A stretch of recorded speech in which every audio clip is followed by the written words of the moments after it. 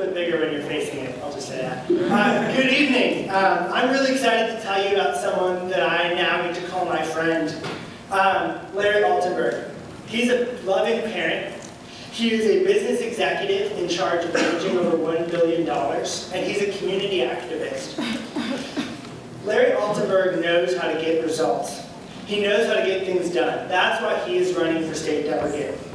From preserving a historic firehouse to laying out a long-term plan to build a new elementary school in Alexandria, to helping procure $100 million from the federal government to help Northern Virginia and WMATA make our public transportation system safer. Larry knows how to get things done. He's running because he has a vision for the Commonwealth that focuses on doing better for our children and for everyday Virginians so that every family and every business can succeed. I believe in Larry's vision, and I'm confident that after hearing him speak, you will too. Thank you, everyone, and it is my pleasure to announce Larry Altenburg.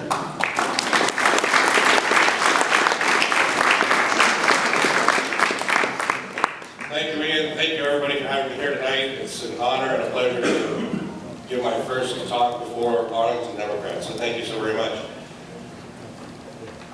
When Ian and I first met, he asked me a pretty serious question. He said, "Why is somebody like you a Democrat?" I was kind of taken aback when he asked me that question. So I figured I should probably give you my answer. I grew up in a humble upbringing.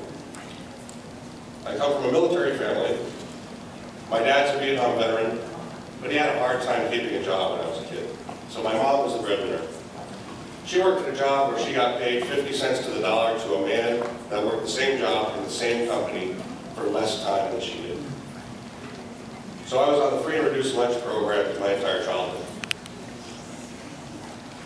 Until I got my own job and was able to buy lunch myself, I was on that program. But my parents both instilled in me the values that there are other people who didn't have it even as well as we did. And so we always gave back, whether it was through my Boy Scout troop, whether it was through my congregation, whether it was through my military service, or whether it was through my community service here, we were always giving back. Now, as you heard Ian mention, I am a loving parent. I'm the only candidate in this race with children. My kids are 6 and 9 years old, and they go to the public schools. And we're strong believers in the power of the public schools. And as you'll hear tonight, our schools are pretty good, but they can certainly be better. I see what they go through every day. My daughter's in 3rd grade. She's taking the standards of learning exams for the first time. And I'll tell you right now, she's been preparing for those tests all year long. She's 9, and she's stressed about taking a test. I'll tell you one other thing. Her SOL exams last for an entire month. The comps for my master's degree didn't last that long. And my 9-year-old is being expected to take a month worth of tests. That's got to change. So I'm committed to them, I'm committed to every child, and I'm committed to you, that if I'm brought to Richmond on your behalf, that I will advocate and champion the cause of our children to ensure that they have a better education that's not focused on taking tests, but is focused on learning the skills and the abilities that they need to be successful after graduation.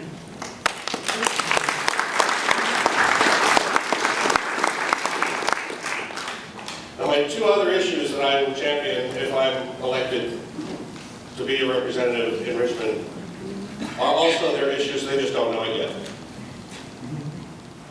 I want my kids to have high-paying jobs when they graduate. Like I said, they're 6 and 9, they don't know that they need a job yet. Although my son is convinced he's going to be a professional baseball player, so watch out. You may see his name and not mine somewhere. I want them and every child to have the opportunity to have high-paying jobs that are not necessarily tied to federal government funding, especially since, as we see here, that funding keeps being reduced and reduced and reduced.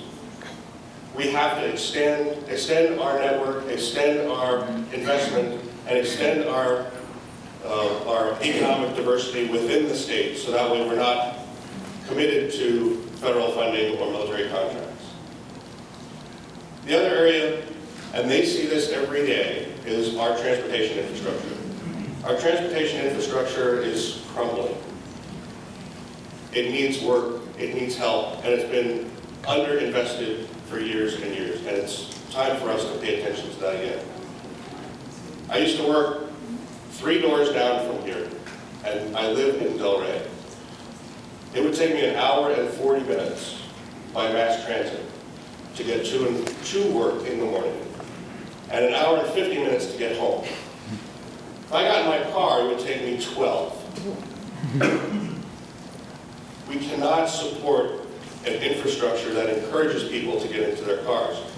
Yet at the same time,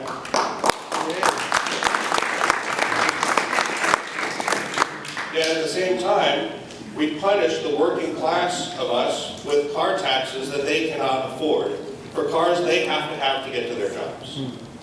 We need to fix that. We need to do better for our community. We need to do better for all people within Virginia. And if you would like me to be your representative in the House of Delegates, I commit to you that I'll fight for those issues and for all of our issues together.